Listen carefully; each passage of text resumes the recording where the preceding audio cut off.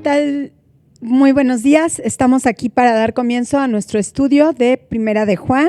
Es una mañana, una mañana especial porque es una mañana en la que vamos a conocer más al Señor, en la que vamos a juntas glorificar su nombre, adorarlo. Y bueno, ¿qué les parece si hacemos una oración de gratitud a Dios por esta oportunidad?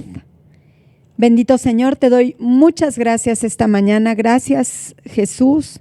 Gracias, Padre bendito. Gracias por la bendición, la oportunidad de poder estudiar tu palabra, por un día más de vida, Señor, porque este día ha salido el sol nuevamente, Señor, y eso es un privilegio que tú nos has otorgado, Señor, desde hace tantos años, y es solamente porque tú eres bueno, solamente porque tu misericordia se manifiesta sobre todos nosotros, Señor, que no merecíamos estar aquí, que no merecíamos el haberte visto nuevamente, que no merecíamos la reconciliación, pero tú nos has dado gracia, tú nos has mirado con misericordia y esta mañana queremos agradecerte por eso, queremos seguir aprendiendo tu palabra.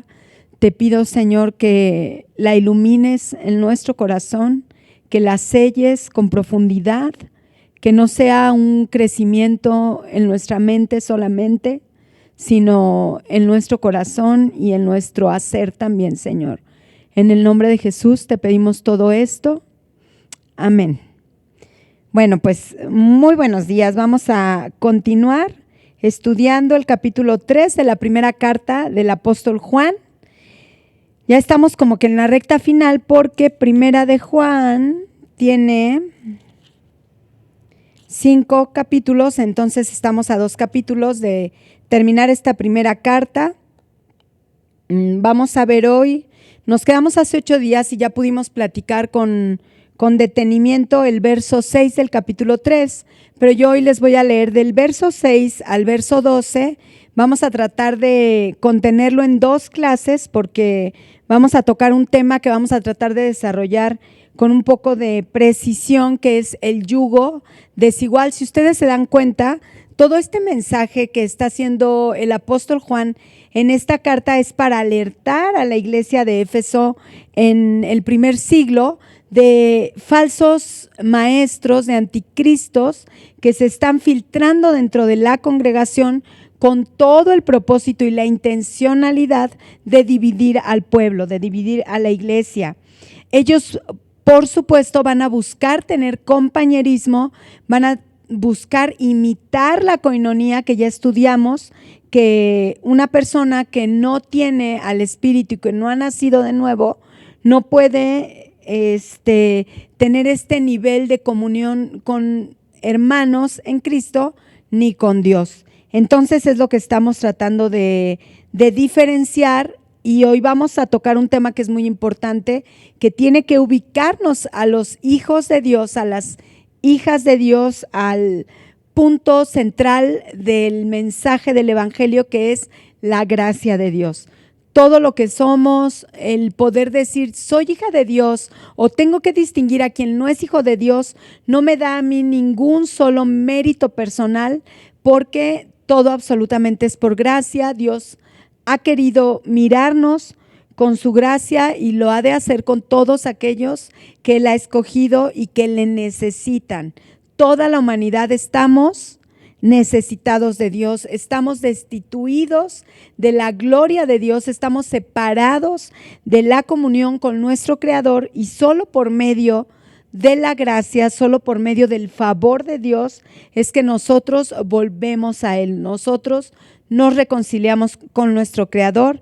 Y bueno, pues permíteme leerte del verso 6 al verso 12, vamos a ir platicando todos estos versos y a ver qué tiempo nos da en esta clase hasta qué verso nos da tiempo en esta clase de avanzar. Dice el verso 6, todo el que permanece en Él no peca, todo el que peca ni le ha visto ni le ha conocido.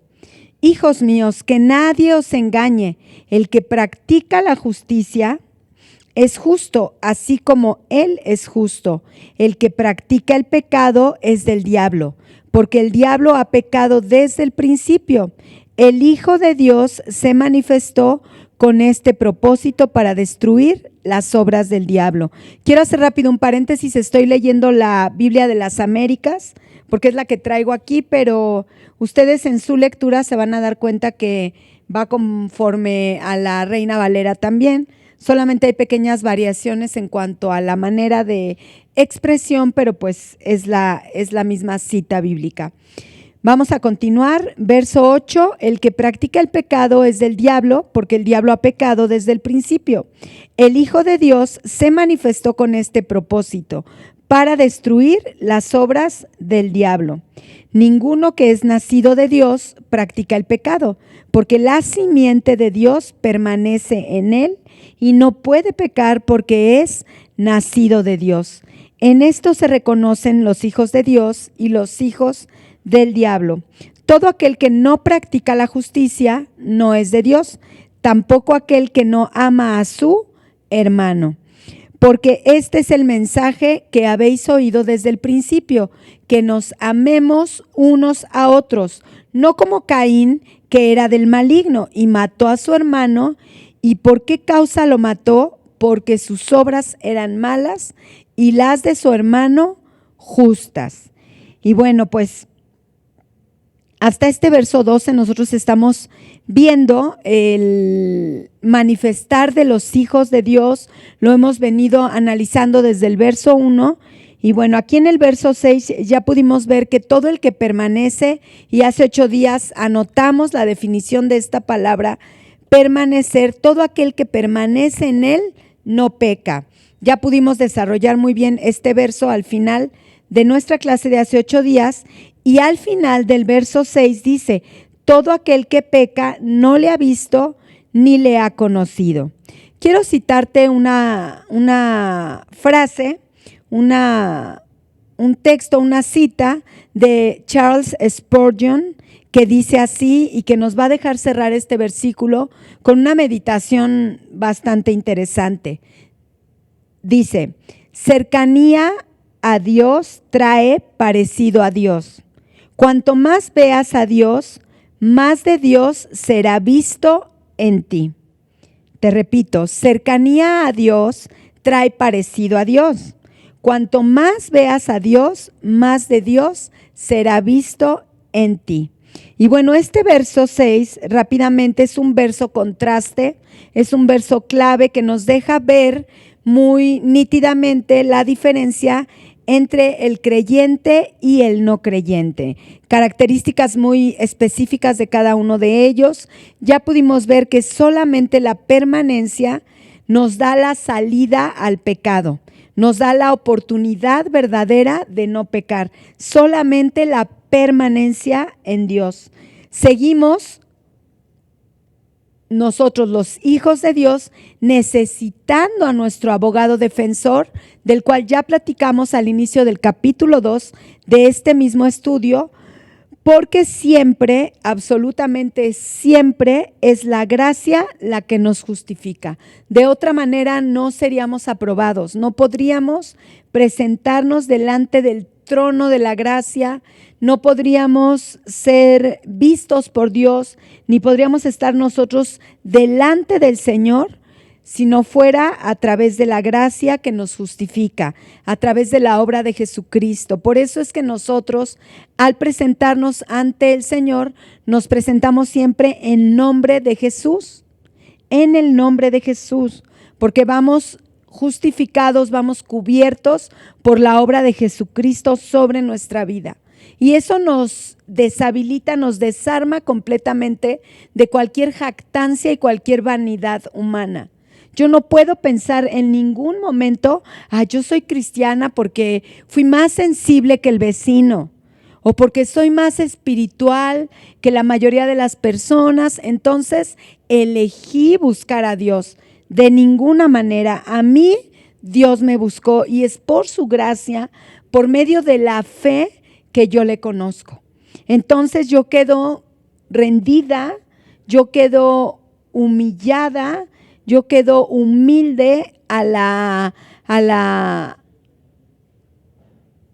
comisión, a la gran comisión que el Señor nos hace al final del Evangelio de Mateo, donde nos dice que vayamos por todo el mundo y hagamos discípulos. Este llamado, esta comisión que el Señor nos hace es porque necesariamente tenemos que dar de gracia lo que de gracia hemos recibido, ¿ok? Pero siempre es la gracia la que nos justifica. Y yo al convivir con Dios, que es un poco la cita que les hice aquí en un inicio, y yo al convivir con Dios pensaré como Él piensa, me pareceré a Él. O sea, mientras más tiempo paso yo con Dios, más la gente puede ver a través de mi propia persona a la persona de Dios. O sea, van a poder conocer y contemplar cuál es el pensamiento de Dios. Pero esto no lo puedo producir de una manera autónoma, no lo puedo producir yo sola. Tengo que estar en comunión constante con Dios. Tengo que pasar tiempo cotidiano con Dios. Tengo que ser, como decíamos hace 8 días, una practicante de la permanencia. Ya no una practicante del pecado, ahora somos practicantes de la permanencia con el Señor. Y de esta manera, y solamente de esta manera, y lo vamos a ver más adelante, seré modelada a la imagen de Dios. Esta es la forma en que los hijos de Dios somos modelados, somos moldeados, somos transformados a la imagen de Dios. Quien practica el pecado no tiene el Espíritu, no tiene al Espíritu, entonces no ve, no lo puede conocer, no tiene una conciencia siquiera de pecado, no tiene una conciencia de arrepentimiento, porque no tiene vida. No hay manera de que él se comunique con Dios, no existe la forma en que el no nacido de nuevo se conecte con Dios, y de manera natural él va a dar un fruto de aquel que está separado de Dios, destituido de la gloria de Dios. No es algo que nosotros no conozcamos, ni algo a través o ni una condición que a nosotros nos pueda parecer extraña, porque absolutamente todos los que hemos nacido de nuevo fuimos rescatados de una manera de vida apartada de Dios. Dice la palabra, estábamos muertos en nuestros delitos y pecados. Y de ahí es de donde el Señor nos rescata, y esto es lo que es nuestra salvación. Somos rescatados, somos salvados de la ira de Dios. Somos salvados de la justicia que debía derramarse sobre nuestras vidas por nuestra condición de pecado. Y bueno, Juan en este verso 6 no está hablando de actos aislados de pecado.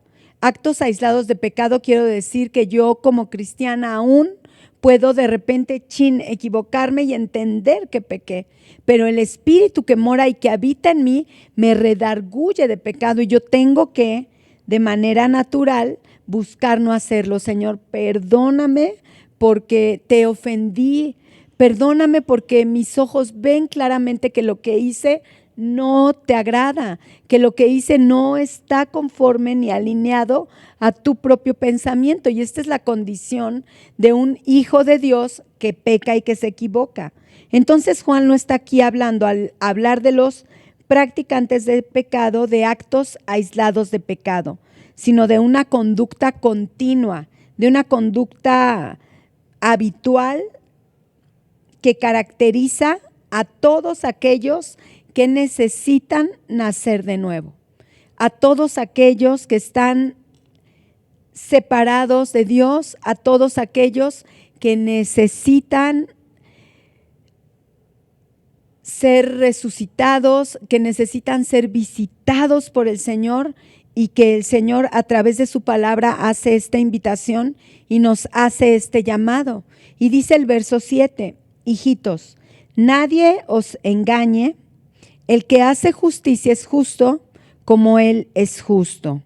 nadie os engañe. Y aquí el apóstol Juan está haciendo hincapié respecto a esto, porque se habían levantado dentro de la iglesia falsos maestros. Acuérdense que ya practicamos, no eran solamente personas que estaban calentando un lugar en la reunión de los santos, en la congregación, sino eran personas que buscaban estar cerca de los líderes del liderazgo y que querían demostrar que eran parte de esos iluminados que podían enseñar con autoridad la palabra de Dios, cuando estos eran falsos maestros que buscaban en el fondo de sus intenciones su propio bien, su propia satisfacción, su propio beneficio.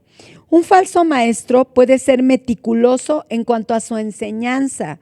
Entonces esto no nos tiene que extrañar. Se puede parar en el púlpito un falso maestro que hable con elocuencia la palabra de Dios, pero siempre, sin lugar a dudas, será descuidado en su vida personal. ¿Por qué? Porque en él no hay un nuevo nacimiento, él no ha sido regenerado, de tal manera que él no puede mostrar externamente la transformación o una transformación en su propia vida. Entonces, su vida personal siempre va a manifestar su naturaleza. Y aquí no deberíamos de tener más confusión, no debería haber confusión alguna.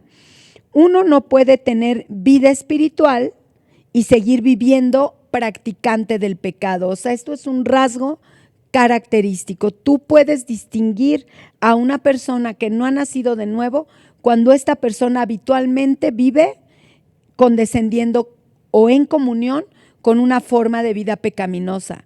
Muchas veces es muy sorprendente que entre cristianos te encuentres personas que dices no distingue entre la mentira y lo verdadero, o no se incomoda con la deshonestidad, no se incomoda con la hipocresía, no le entristece la perversidad del corazón.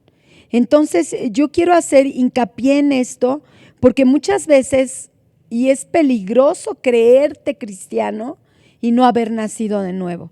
Tenemos nosotros como hijos de Dios, como cristianos o como participantes de una asamblea cristiana, que hacernos un autoexamen todos los días de nuestra vida y recordar a nuestra mente, recordar a nuestro espíritu el evangelio del Señor.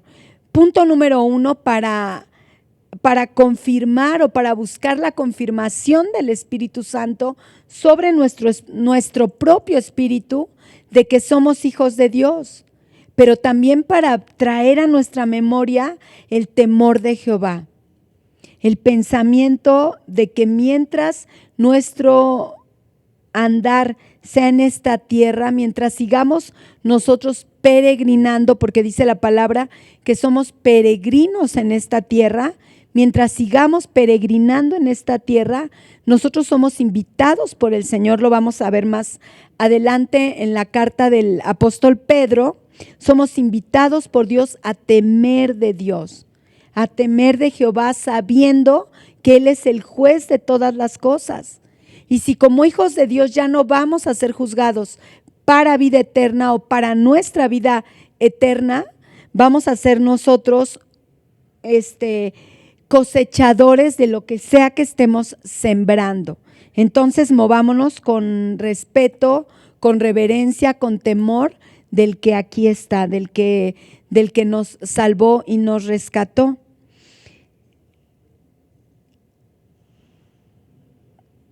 En cambio, en este verso 7 nos damos cuenta que un hombre solamente, exclusivamente puede practicar la justicia si tiene la naturaleza de aquel que es justo. Un hombre no puede practicar la justicia si no ha sido transformada o regenerada su naturaleza. Y en nosotros tenemos que contemplar, y adelante lo especifica el apóstol Juan, que nuestra simiente fue regenerada, que la semilla que a nosotros nos engendró en el nuevo nacimiento, regeneró nuestro espíritu, rescató nuestro espíritu de la muerte y nuevamente fuimos injertados en la vid verdadera, nuevamente fuimos restituidos en nuestra comunión con el Señor.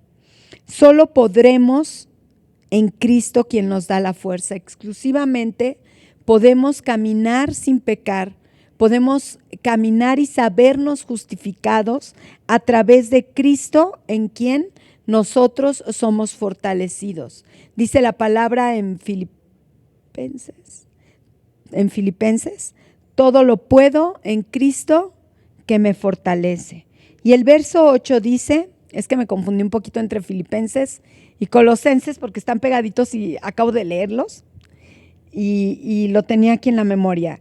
El verso 8 dice, el que practica el pecado es del diablo, porque el diablo peca desde el principio. Para esto apareció el Hijo de Dios. Esta declaración es muy importante. Dice, para esto apareció el Hijo de Dios, para deshacer las obras del diablo. Los hijos, en la práctica natural, son parecidos a sus padres. Todos los hijos son parecidos a sus padres. Tú te das cuenta en una familia y los ves caminar y dices, ay, qué chistoso, pero todos los Ramírez caminan como los Ramírez, ¿no? Se mueven como los Ramírez, hablan. De verdad, tenemos características muy similares. Los Díaz son los Díaz y se les nota, ¿no? Tienen una similitud, un parecido. A nosotros nos pasa muy chistoso porque Quique, que tiene pues ya casi 3 años viviendo en nuestra casa y que muchas de ustedes ya lo conocen, ya parece un Díaz, o sea, ya no camina como Quique, ¿no? O sea, como en un inicio que recién lo conocimos, sino ya habla de repente y yo lo oigo y digo, ay, Samuelito, ¿no? O ay, Rebequita, o ay, Gerardito, porque en serio que nos vamos pareciendo a aquel con quien nosotros convivimos. Entonces es importante que esto lo traigamos a memoria, a reflexión respecto a este verso. Los hijos son parecidos a sus padres. Así sucede con los hijos de Dios y con los hijos del enemigo. Así sucede con los hijos de Dios y con los hijos del diablo.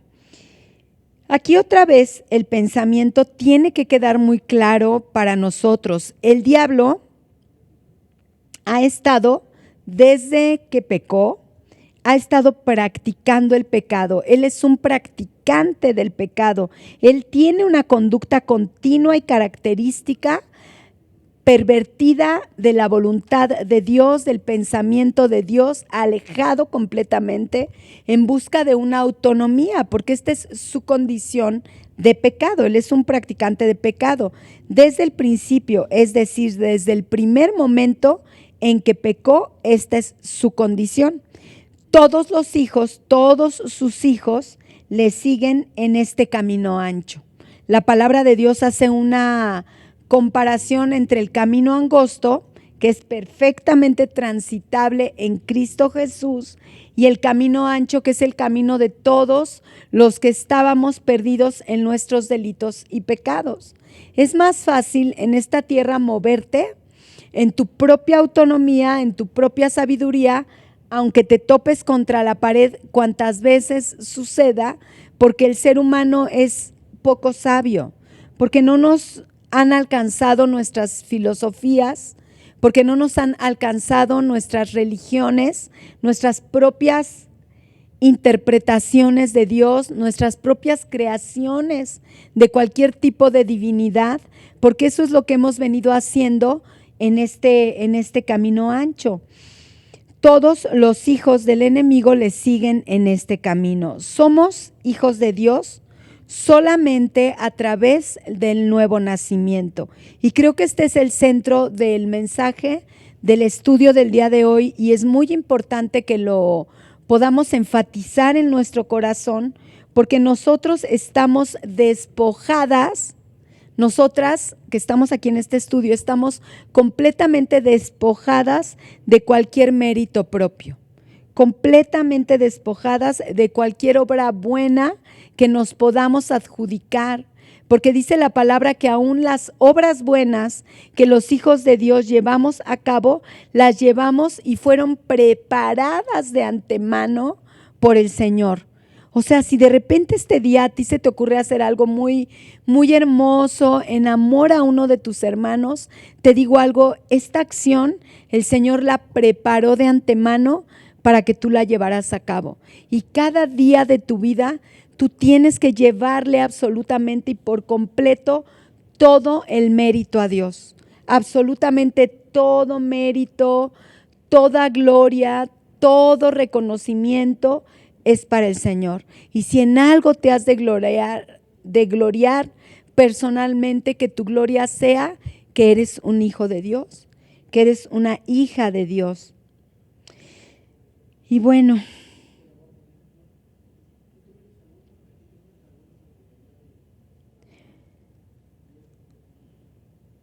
no existe ni una sola acción nuestra que nos haya acercado a Dios. Lo dice la palabra muy claramente. El hombre no busca a Dios. El hombre no busca a Dios. No hay justo ni aun uno. Dice la palabra también en Romanos. Por cuanto todos pecaron, están destituidos de la gloria de Dios. Y esta es nuestra condición por medio del pecado. Esta es nuestra condición por medio del pecado. Entonces, la regeneración, la resurrección o la potestad que Dios nos da de ser llamadas sus hijas es exclusivamente por gracia de Dios. Acompáñenme, por favor, al libro de Juan capítulo 1. Te voy a leer verso 12 y verso 13 para fundamentar esto que estamos platicando. Dice así: pero a todos los que le recibieron, les dio derecho de llegar a ser hijos de Dios. Les dio derecho de llegar a ser hijos de Dios. Es decir, a los que creen en su nombre, que no nacieron de sangre, ni de la voluntad de carne, ni de la voluntad del hombre, sino de Dios. Exacto. Aquí nos damos cuenta entonces que el Señor es quien está detrás de nuestro nuevo nacimiento, quien nos dio la potestad, el derecho, la exousia de ser hijos de Dios. Esta palabra potestad, exousia, es una palabra que habla textualmente de un poder que proviene de lo alto.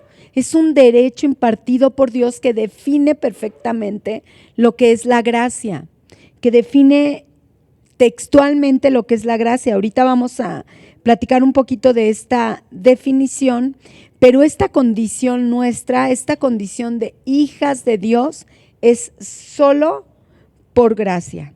Nosotras somos, o tú eres hija de Dios solo por gracia.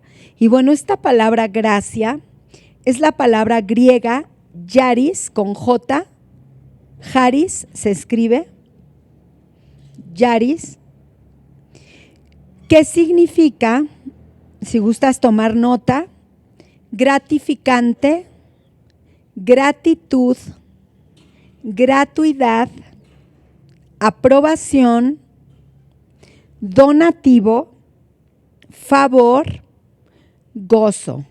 Y tiene una raíz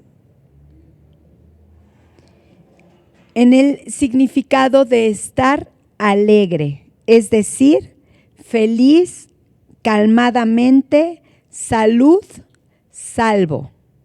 Esto es lo que quiere decir gracia. Y lo podemos resumir de la siguiente manera: es la influencia divina. La influencia divina, ahorita lo vamos a platicar un poquito para que podamos comprender cómo verdaderamente no hay un solo mérito nuestro. Es la influencia divina sobre el corazón y su reflejo en la vida. Este es el significado de gracia, la influencia divina sobre el corazón y su reflejo en la vida.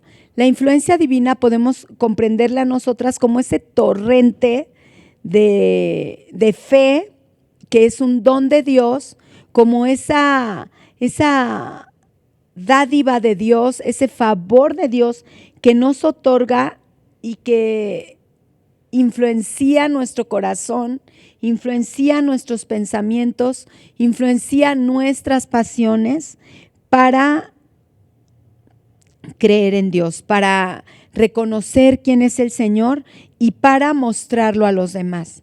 Esto se convierte en una característica que se manifiesta en los hijos de Dios. Aquel que cree es notorio, aquel que ha creído es notorio. Entonces, podemos dejar como reflexión hasta el verso 8, no existe nacimiento, no existe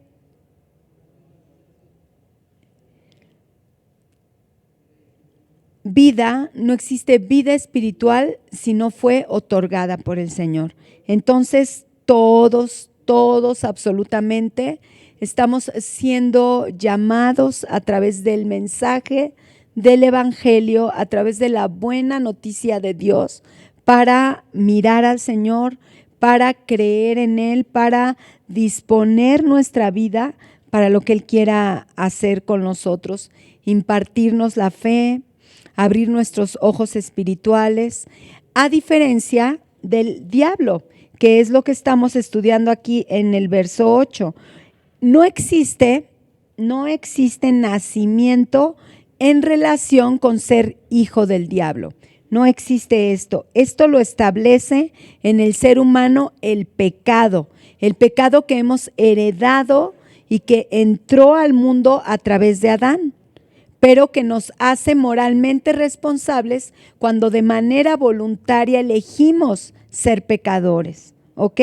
Y esto es lo que establece a una persona que se puede mencionar en la Escritura como una hija del enemigo, un hijo del diablo, ¿ok? Imitar la conducta del rebelde.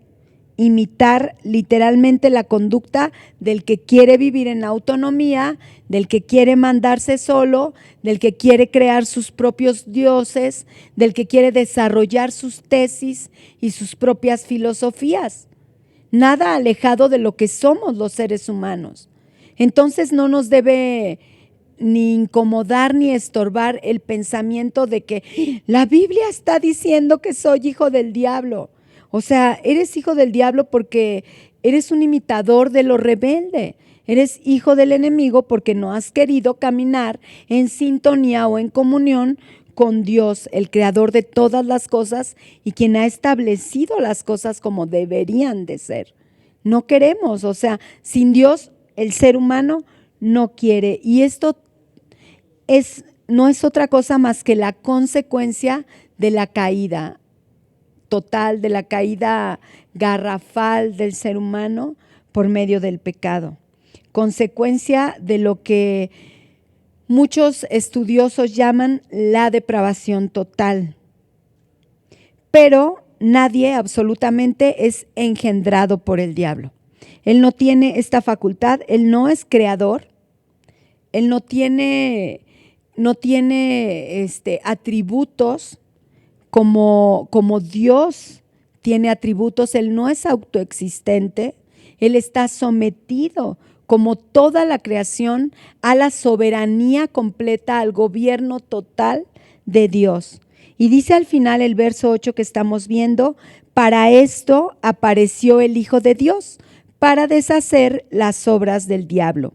Cristo a eso vino, a esta tierra. Vino para anular las obras malignas. Y Dios pudo hacerlo de otra manera, por supuesto. Él es Dios y Él establece las cosas y Él es quien ha determinado cómo deben de ser.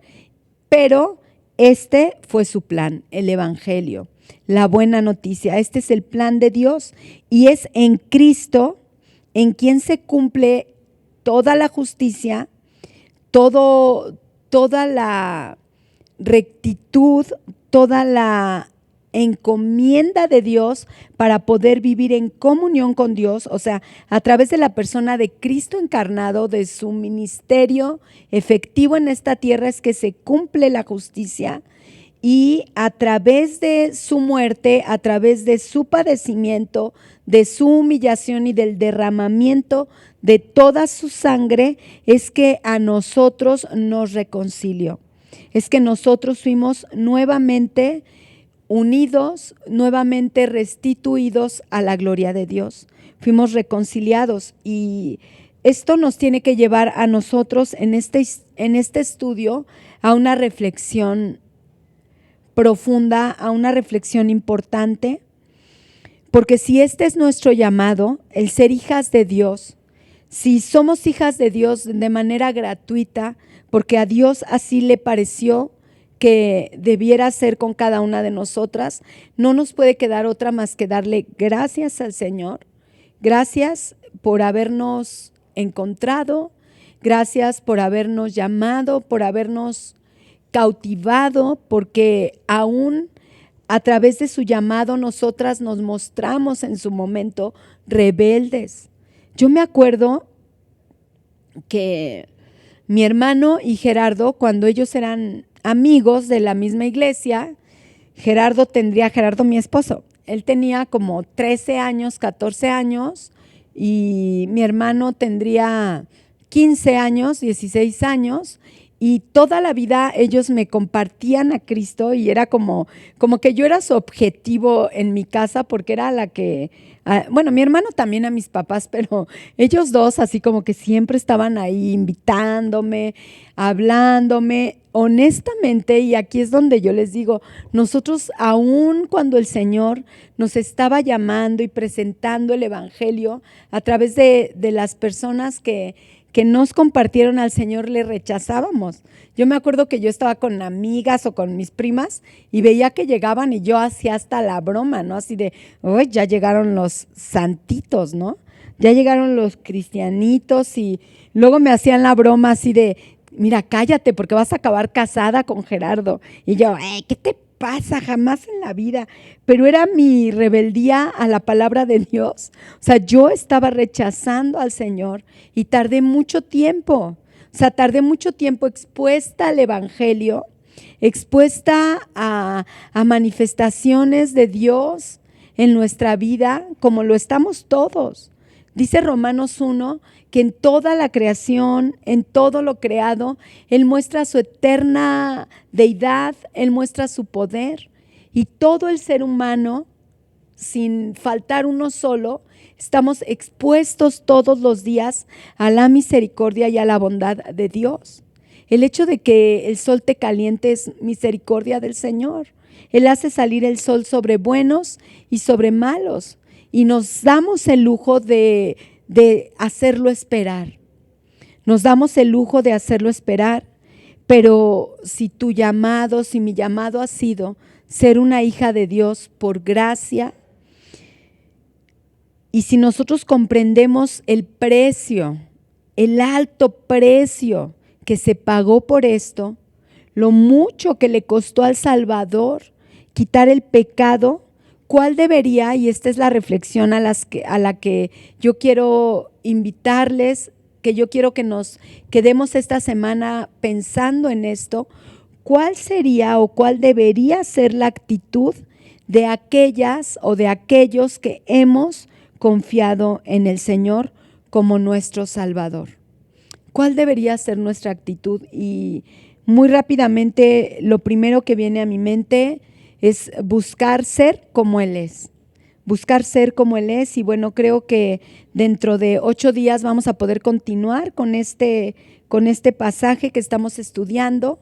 ¿Qué les parece si hasta aquí nos quedamos con estos puntos suspensivos para reflexionar durante esta semana, y juntas hacemos una oración de gratitud a Dios por habernos abierto nuevamente su palabra, por haberla iluminado delante de nuestros ojos, por haber hablado a nuestro corazón, porque esta también es una gracia, porque este es un favor que no merecemos y que el Señor dispuso a nuestra vida a través de la palabra.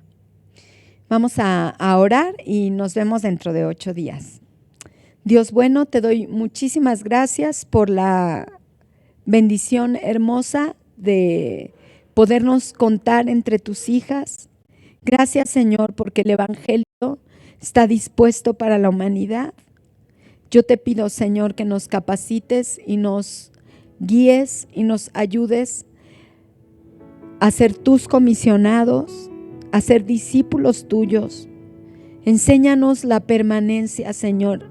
Es importante mantenernos pegados a ti de una manera auténtica, no de una manera religiosa, de una manera honesta y real.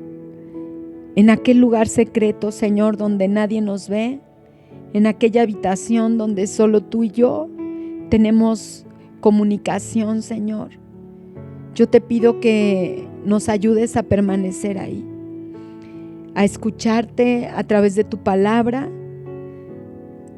cotidianamente, que nos ayudes a ser practicantes de esta comunión, de esta permanencia, que nos guíes, Señor, a tener nuestro yugo puesto con Cristo y que nos hables por medio de esto, Señor, para que podamos ser como Cristo fue, para que podamos caminar mansamente como Cristo caminó, para que podamos mostrar, Señor, humildad sin necesidad de tanta humillación.